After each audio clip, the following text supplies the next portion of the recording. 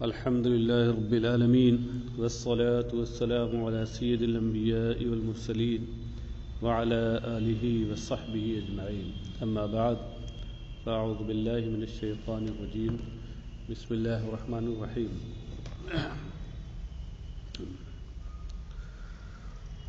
فضل عمار ابن یاسر، حضرت عمار ابن یاسر کی فضیلت۔ یہ حضرت عمار ابن یاسر رضی اللہ تعالیٰ عنہ سابقین اولین میں سے ہیں، ان چند لوگوں میں سے ہیں جو بہت ابتدائی میں نبی اکرم صلی اللہ علیہ وسلم پر ایمان لائے تھے، اور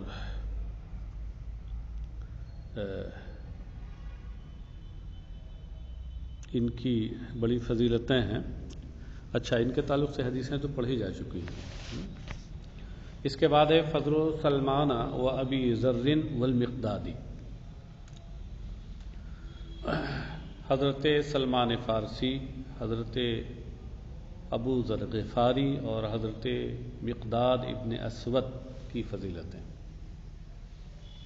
حدثنا اسماعیل بن موسیٰ وسوید بن سعید قال حدثنا شریک عن ابی ربیعۃ العیادی عن ابن بریدۃ عن ابیہ قال قال رسول اللہ صلی اللہ علیہ وسلم ان اللہ امرنی بحب اربعۃ واخبرنی انہ یحبہم قیل یا رسول اللہ من ہم قال علی منہم یقول ذلک ثلاثہ وابو ذر وسلمان والمقداد۔ امام ابن ماجہ اپنی سند کے ساتھ حضرت ابن بریدہ سے روایت کرتے ہیں، اور وہ اپنے والد بریدہ سے راوی ہیں۔ انہوں نے کہا کہ رسول اللہ صلی اللہ علیہ وسلم نے ارشاد فرمایا، یقیناً اللہ تبارک و تعالیٰ نے مجھے 4 لوگوں سے محبت کرنے کا حکم دیا ہے، اور یہ خبر دی ہے، یہ بتایا ہے کہ اللہ بھی ان سے محبت کرتا ہے۔ قیلا یا رسول اللہ من ہم، عرض کیا گیا کہ یا رسول اللہ یہ 4 کون ہیں؟ قال علی منہم، تو سرکار علیہ الصلاۃ والسلام نے ارشاد فرمایا کہ علی ان میں سے ایک ہیں، ان 4 میں سے ایک تو علی ہے۔ یقول ذالک ثلاثا، اور سرکار علیہ الصلاۃ والسلام نے یہ بات 3 بار فرمائی، اور اس کے بعد یعنی 3 بار فرمایا علی منہم علی منہم علی منہم، اور اس کے بعد فرمایا وابو ذر وسلمان والمقداد، اور ابو ذر، سلمان اور مقداد۔ تو اس طرح یہ 4 ہو گئے، حضرت علی اور ابو ذر، سلمان اور مقداد۔ اب یہ کہ حضرت علی رضی اللہ تعالیٰ عنہ کا ذکر آیا تو سرکار اقدس صلی اللہ تعالی وسلم نے 3 بار فرمایا۔ یہ تاکید کے طور پہ فرمایا، اور غالباً یہ اشارہ تھا کہ اللہ جن سے محبت کرتا ہے اور جن سے محبت کرنے کا حکم دیا ہے، ان میں حضرت علی مرتضیٰ کا مقام ان میں سب سے بلند ہے، تو اس وجہ سے 3 بار تاکیداً فرمایا تھا۔ حدثنا احمد بن سعید الدارمی قال حدثنا يحيى بن ابي بكير قال حدثنا زائدة بن قدامة عن عاصم بن ابي النجود عن زر بن حبیش۔ یہ عاصم ابن ابی النجود، یہ وہی امام عاصم کوفی ہیں جو مشہور امام قراءت ہیں، جن کی قراءت ہم لوگ عام طور سے پڑھتے ہیں۔ دنیا میں سب سے زیادہ رائج انہی کی قراءت ہے، امام عاصم ابن ابی النجود عن زر بن حبیش عن عبد اللہ بن مسعود قال كان اول من اظہر اسلامه 7، رسول اللہ صلی اللہ علیہ وسلم و ابو بکر و عمار و امہ سمیۃ و صہیب و بلال والمقداد، فاما رسول اللہ صلی اللہ علیہ وسلم فمنعه اللہ بعمہ ابی طالب، واما ابو بکر فمنعه اللہ بقومہ، واما سائرهم فأخذهم المشركون وألبسوهم أدراع الحديد وصهروهم في الشمس فما منهم من احد الا وقد واتاهم على ما ارادوا الا بلالا فانه هانت عليه نفسه في الله وحان على قومه فاخذوه فعاتوه الولدان فجعلوا يطوفون به في شعاب مكة وهو يقول احد احد۔ امام ابن ماجہ اپنی سند کے ساتھ حضرت عبداللہ ابن مسعود سے روایت کرتے ہیں، انہوں نے کہا کہ سب سے پہلے جن لوگوں نے اسلام کا اظہار کیا، اعلان کیا، یہ 7 نفوس قدسیہ تھے، 7 لوگ۔ ایک تو خود اللہ کے رسول صلی اللہ تعالی وسلم، دوسرے حضرت ابو بکر، تیسرے حضرت عمار، چوتھی ان کی ماں حضرت عمار کی والدہ سمیہ، اور 5ویں حضرت صہیب، اور 6 حضرت بلال، اور 7ویں حضرت مقداد ابن اسود۔ یہ 7 لوگ ہیں۔ فَأَمَّا رسول اللہ صلی اللہ علیہ وسلم، رہ گئے اللہ کے رسول صلی اللہ تعالی وسلم، فَمَنَعَهُ اللَّهُ بِعَمِّهِ ابی طالب۔ منع یمنع کا معنی ہوتا ہے حفاظت کرنا اور روکنا۔ تو اللہ تبارک و تعالیٰ نے ان کے چچا ابو طالب کی وجہ سے ان کی حفاظت فرمائی۔ کیا مطلب ہے؟ کفار و مشرکین تو انہیں سخت اذیت دینا چاہتے تھے، لیکن چونکہ ان کے چچا ابو طالب باحیات تھے اور ان کی بڑی حیثیت تھی قریش میں بھی اور پورے عرب میں ان کی حیثیت تھی، تو اس کی وجہ سے وہ ان کو اذیت نہ دے سکے، تو اللہ تبارک تعالیٰ نے ان کے چچا ابو طالب کی وجہ سے انہیں اذیت سے محفوظ رکھا۔ وَأَمَّا أَبُو بَكْرٍ فَمَنَعَهُ اللَّهُ بِقَوْمِهِ، اور رہ گئے حضرت ابو بکر، تو اللہ تبارک و تعالیٰ نے ان کی قوم، ان کے قبیلے کی وجہ سے انہیں بھی مشرکین کی اذیت سے محفوظ رکھا۔ وَأَمَّا سَائِرُهُمْ، اور رہ گئے باقی ماندہ لوگ، سائر بمعنی باقی، سائر کہیں کہ جمی کے معنی میں بھی ہوتا ہے، لیکن عموماً باقی کے معنی میں ہے، اور اصل جو اس کا ماخذ اور مادہ ہے وہ سؤرن ہے، وہ باقی ہی کا معنی بتاتا ہے، جیسے سور الطعام اے بقیتہ، بقیت الطعام، تو سائرہم اے باقیہم، رہ گئے باقی اور لوگ ان 2 کے علاوہ۔ فَأَخَذَهُمُ الْمُشْرِكُونَ، تو مشرکین نے انہیں پکڑ لیا۔ وَأَلْبَسُوهُمْ أَدْرَاعَ الْحَدِيدِ، اور انہیں لوہے کی لباس پہنائے۔ وَصَحَرُوهُمْ فِي الشَّمْسِ، اور دھوپ میں انہیں جھلسایا۔ کیا مطلب ہے؟ لوہے کا لباس پہنا کے دھوپ میں ڈال دیا، وہ بھی مکہ شریف کی دھوپ اتنی سخت کہ پوچھئے نہیں۔ اب لوہے کا لباس پہن کر، لوہا تو دھوپ میں اور تیز گرم ہوتا ہے، تو اس طرح سے انہوں نے اذیت دی۔ سحرہ یسعرو کا معنی ہوتا ہے سحرہ بالنار اور سحرہ بالحر، آگ کے ذریعے جھلسانا یا دھوپ کے ذریعے سے کسی کو جھلسانا، اس طرح جھلسانا دھوپ میں ڈال دینا کہ اس سے اس کی چربی پگھل جائے، بہت شدت کی تکلیف۔ فما منہم من احد الا قد واقعہم علی ما ارادوا،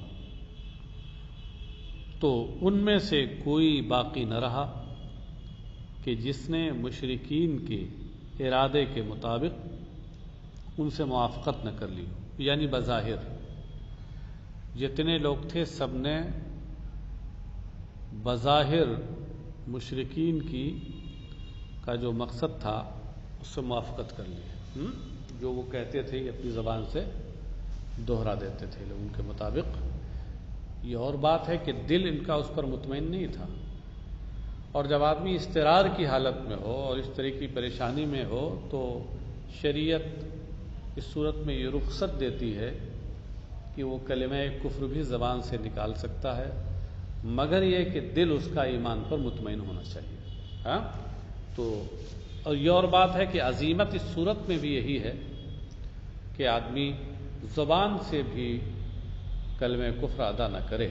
ہاں تو ان میں سے بیشتر لوگوں نے ان کے ارادے اور مقصد کے مطابق ان کی موافقت کی، یعنی زبان سے. واتا یواتی، مواتات کا معنی موافقت کرنا. ہاں قد واتاہم کا مطلب کیا ہے؟ قد وافقہم.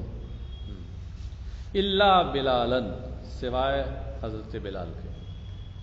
بلال نے زبان سے بھی ان کی موافقت نہیں، یعنی گویا انہوں نے عزیمت پر عمل کیا اور باقی لوگوں نے رخصت پہ عمل کیا. اور عزیمت پہ عمل کرنا بہت بلند رتبہ ہے. فَإِنَّهُ هَانَتْ عَلَيْهِ نَفْسُهُ فِي اللَّهِ وَهَانَ عَلَى قَوْمِهِ، اس لیے کہ اللہ کے راستے میں ان کا نفس، ان کی جان ان کے اوپر بے وقعت ہو گئی. کیا مطلب ہے؟ انہوں نے سوچا کہ ہماری جان کی حیثیت ہی کیا ہے؟ اللہ کے دین کے مقابلے میں، اس کی رضا کے مقابلے ہماری جان کی کوئی حیثیت نہیں ہے. تو انہوں نے ان کی جان ان کے نزدیک اللہ کے راستے میں اور اللہ کی رضا کے مقابلے میں بے وقعت و بے حیثیت ہو گئی. ہانا یہونوں کا معنی ہوتا ہے ذلیل و حقیر و بے حیثیت ہونا. وہانا علی قومہ، اور اپنی وہانا علی قومہ، اور اپنی قوم کے نزدیک بھی وہ بے وقعت تھے، چونکہ وہ ظاہر سی بات ہے کہ غلام تھے امیہ کے، تو اس لیے. فَأَخَذُوهُ وَعَاتَوْهُ الْوِلْدَانَ، تو مشرکین نے انہیں پکڑ لیا اور لونڈوں کو دے دیا. ولدان 9 عمر لڑکے. فَجَعَلُوا يَطُوفُونَ بِهِ فِي شِعَابِ مَكَّةَ، تو یہ لڑکے انہیں مکے کی گھاٹیوں میں لیے گھماتے تھے، یعنی ان کے گلے میں رسی ڈال دی تھی، کھینچتے تھے، گھماتے تھے اور ان کو اذیت دیتے تھے. شعاب یہ شعبن کی جمع ہے، اور شعب کا مطلب ہوتا ہے گھاٹی، پہاڑی راستہ، پہاڑی درہ، 2 پہاڑوں کے بیچ سے جو راستہ گزرتا ہے. طریق فی الجبل. وہو یقول احد احد، جبکہ حضرت بلال اس وقت اپنی زبان سے فرماتے تھے احد احد، ایک ایک، یعنی اس وقت یہ اللہ کے اسماء حسنہ میں سے ہے، قل هو اللہ احد میں احد آیا ہے نا، تو اس وقت بھی وہ اللہ کا نام اپنی زبان سے لیتے تھے، ساری اذیتیں برداشت کرتے تھے. تو یہ بہرحال حضرت سلمان فارسی، حضرت ابو ذر غفاری، حضرت مقداد ابن اسود، ان حضرات کی خصوصی فضیلت ہے. اچھا، ایک حدیث اور حضرت بلال کے بارے میں، دیگر کچھ صحابہ کے بارے میں ہے. حدثنا علی بن محمد قال حدثنا وکیع عن حماد بن سلمة عن ثابت عن انس بن مالک قال قال رسول اللہ صلی اللہ علیہ وسلم لقد اوذیت فی اللہ وما یوذى احد ولقد اخفت فی اللہ وما یخاف احد ولقد اتت علی ثالثة وما لی ولبلال طعام یأکلہ ذو کبد الا ما وار ابیت بلال. امام ابن ماجہ اپنی سند کے ساتھ صحابی رسول حضرت انس بن مالک سے روایت کرتے ہیں، انہوں نے کہا کہ رسول اللہ صلی اللہ علیہ وسلم نے ارشاد فرمایا، یقیناً اللہ کے راستے میں مجھے اذیت دی گئی، وما یوذى احد، جبکہ کسی اور کو اس طرح کی اذیت نہ دی جاتی تھی. یہ وما یوذى احد میں واو حالیہ ہے، یہ جملہ حالیہ ہے. وَلَقَدْ أُخِفْتُ فِي اللَّهِ وَمَا يُخَافُ أَحَدٌ، اور اللہ کی راہ میں مجھے ڈرایا گیا اس وقت اور اس حالت میں جبکہ کسی اور کو اس طرح ڈرایا نہ جاتا تھا، خوف زدہ نہ کیا جاتا تھا. یہ سب مشرکین کی طرف سے ہوتا تھا. وَلَقَدْ عَتَتْ عَلِيَّ ثَالِثَةٌ، اور تیسری رات یعنی 3 راتیں میرے اوپر اس طرح گزری کہ وہ مالی ول بلال طعام یاکلہ ذو کبد، کہ میرے اور بلال کے پاس کوئی ایسا کھانا نہ تھا کہ جس کو کوئی جگر والا کھاتا. جگر والا ذو کبد کا جو لفظ ہے یہ عربی زبان میں حیوان سے کنایا ہوتا ہے، جاندار سے، کہ تین راتیں ایسی گزر جاتی کہ میرے پاس اور حضرت اور بلال کے پاس کھانے کے لیے کچھ نہ ہوتا۔ یا کلہ ذو کبدن ہے یا کلہ ذو حیات، حیوان اراد به انسان، الا ما وارا ابت بلال، سوائے اس مختصر کھانے کے جو بلال اپنی بغل میں چھپا لاتے ہیں۔ وارا یواری موارات کا معنی کیا ہوتا ہے؟ چھپانا، باب مفعلت سے فعل ماضی ہے۔ ابت بلال یہ مرفوع ہے وارا کا فاعل ہونے کی وجہ سے، تو کہنے کا مطلب معمولی کھانا کبھی وہ لے آتے کچھ تھوڑا سا چھپا کے اس میں، تو وہی ہم لوگ تھوڑا سا کھا لیتے جان بچانے کے لیے، باقی کھانا نصیب نہ ہوتا تھا۔ ایک حدیث اور حضرت بلال کے بارے میں، فضائل بلال۔ حدثنا علی بن محمد قال حدثنا ابو اسامة عن عمر بن حمزة عن سالم ان شاعرا مدح بلال بن عبد الله فقال بلال بن عبد الله خير بلالي فقال ابن عمر كذبت لا بل بلال رسول الله صلی اللہ علیہ وسلم خیر بلال۔ حضرت سالم ابن عبداللہ سے روایت ہے، انہوں نے کہا کہ ایک شاعر نے بلال ابن عبداللہ کی تعریف کی۔ یہ بلال ابن عبداللہ یہ حضرت بلال جو مشہور ہیں، صحابی ہیں اور مؤذن رسول صلی اللہ علیہ وسلم ہیں، ان کے علاوہ ہیں دوسرے۔ تو بلال ابن عبداللہ کی ایک شاعر نے تعریف کی، تو اس نے یہ کہا کہ بلال ابن عبداللہ بلال میں سب سے بہتر ہے۔ بلال نام رکھنے والوں میں جن کا نام بلال ہے ان میں سب سے بہتر بلال ابن عبداللہ۔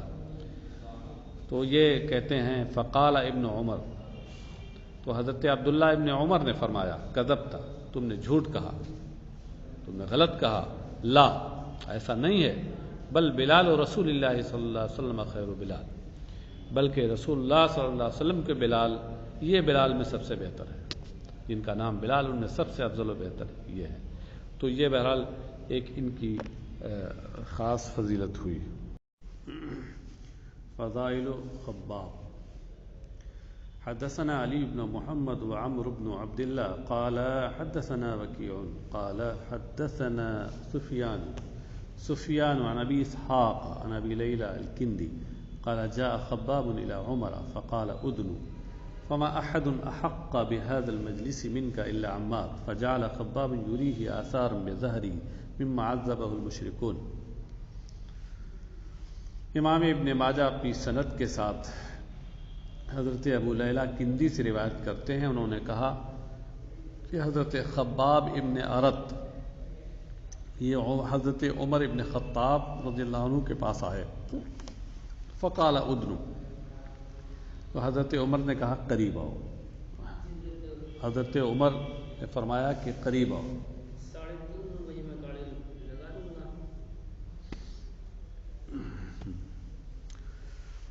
فقال ادنو، تو انہوں نے کہا کہ قریب آؤ۔ حضرت عمر رضی اللہ تعالیٰ عنہ کا طریقہ یہ تھا کہ وہ ان صحابہ کو ترجیح دیتے تھے اور مجلس میں بھی انہیں مقدم رکھتے تھے کہ جو سابقین میں سے ہیں اور جن کے اسلام کی راہ میں جن کی قربانیاں ہیں اور اسلام کی راہ میں جنہوں نے سبقت کی ہے، حضرت خباب ابن ارت انہی میں سے تھے۔ فما احد احق بهذا المجلس منك الا عمار، تو حضرت عمر نے کہا کیونکہ اس مجلس کا اور ان نشستگاہ کا تم سے زیادہ کوئی حقدار نہیں سوائے عمار کے، عمار ابن یاسر کے علاوہ اور کوئی شخص نہیں ہے جس کو اس جگہ پہ اپنے قریب بٹھایا جائے، تم سے زیادہ حقدار کوئی اور نہیں ہے۔ تو حضرت خباب نے جب یہ بات سنی تو حضرت عمر کی، تو چونکہ حضرت عمر نے یہ بات اس لیے کہی تھی کہ حضرت عمار ابن یاسر یہ ابتدا میں اسلام لانے والے لوگوں میں سے تھے جنہیں کفار نے بڑی اذیتیں دی تھیں اور بڑی تکلیفیں دی تھیں۔ سابقین اولین میں سے ہونے کے ساتھ ساتھ یہ ہے کہ انہوں نے بڑی اذیتیں راہ خدا میں برداشت کی تھی مشرکین کی طرف سے۔ یہ بات جب حضرت خباب نے محسوس کی تو کہنے لگے کہ فجعل خباب یریہ آثارا بظہرہ مما عذبہ المشرکون، تو حضرت خباب ابن ارت حضرت عمر کو اپنی پیٹھ کے وہ نشانات دکھانے لگے جو نشانات مشرکین کی ان کو اذیت پہنچانے کی وجہ سے ہوئے تھے۔ مما عذبہ میں من تعلیلیہ ہے، سببیہ ہے، اور ما مصدریہ ہے۔ مشرکین نے جو ان کی پیٹھ پر آگ سے جلایا تھا اور دوسری طرح سے اذیتیں پہنچائی تھیں، اس کے جو گہرے نشانات تھے، حضرت خباب اپنی پشت کھول کر کے حضرت عمر کو دکھانے لگے کہ جہاں تک معاملہ سبقت کا ہے اور راہ خدا میں اذیت برداشت کرنے کا ہے تو عمار ابن یاسر سے کم میں نے اذیت برداشت نہیں کی ہے۔ اور یہاں فما احد احق بهذا المجلس منک الا عمار میں جو عمار رفع کے ساتھ ہے، یہ احد سے بدل ہے، بدل ہونے کی وجہ سے اس مقام پر دو صورتیں جائز ہوتی ہیں، ایک تو نصب پڑھا جائے مستثنی ہونے کی بنیاد پر، اور دوسرے کہ اس کو مستثنی منہ سے بدل مانا جائے تو وہی اعراب ہو۔ یہاں بدل ہونے کی بنیاد پر یہ اعراب ہے۔ حدثنا محمد بن المثنى قال حدثنا عبد الوهاب بن عبد المجيد قال حدثنا خالد الحظاء عن ابي قلابة عن انس بن مالك ان رسول الله صلى الله عليه وسلم قال ارحم امتي بامتي ابو بكر واشدهم في دين الله عمر واصدقهم حياء عثمان واقضاهم علي بن ابي طالب واقرأهم بكتاب الله ابي بن كعب وعالمهم بالحلال والحرام معاذ بن جبل وافرضهم زيد بن ثابت الا وان لكل امه امينا وامين هذه الامه ابو عبيدة بن الجراح۔ حضرت انس ابن مالک سے روایت ہے کہ رسول اللہ صلی اللہ علیہ وسلم نے ارشاد فرمایا کہ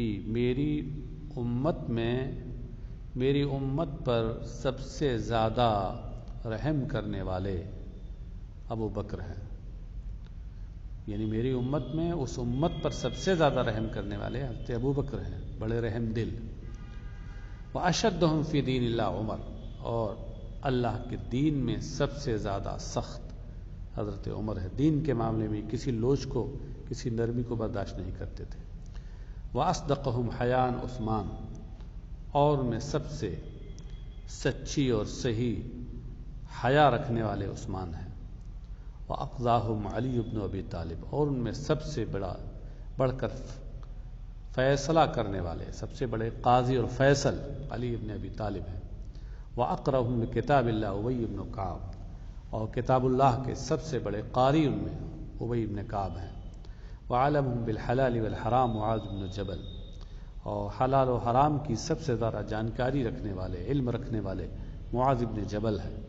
وَأَفْرَزُهُمْ زَيْدُ بن ثابت، اور علم فرائض، علم میراث سب سے زیادہ جاننے والے زید بن ثابت ہیں۔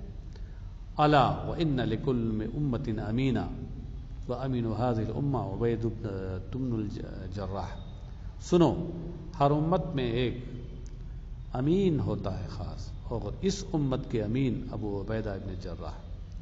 تو یہ بہرحال نبی اکرم صلی اللہ علیہ وسلم نے اپنے صحابہ کے کچھ امتیازی اوصاف ذکر فرمائے۔ ویسے یہ اوصاف ایسے ہیں جو عموماً صحابہ میں پائے جاتے تھے، لیکن کوئی صحابی کسی خاص وصف میں زیادہ نمایاں اور ممتاز تھا تو اس کو سرکار علیہ الصلوۃ والسلام نے یہاں ذکر فرمایا۔ حدثنا علی بن ابی محمد قال حدثنا وکیع عن سفیان عن خالد الحظاء عن ابی قلابة مثله عند ابن قدامہ غیر انه یقول فی حق زید عالمهم بالفرائض۔ یہ امام ابن ماجہ ایک اور سند ذکر کرتے ہیں اور کہتے ہیں کہ یہ حضرت ابو قلابہ سے روایت ہے، اور اس کے حدیث کے متن بالکل ایسے ہی الفاظ یہی ہیں، صرف ایک فرق ہے کہ اوپر والی جو حدیث ہے اس کے متن میں افرزہم زید بن ثابت ہے، اور اس میں ایک یہ ہے کہ وعالمہم بالفرائض زید بن ثابت آیا ہے۔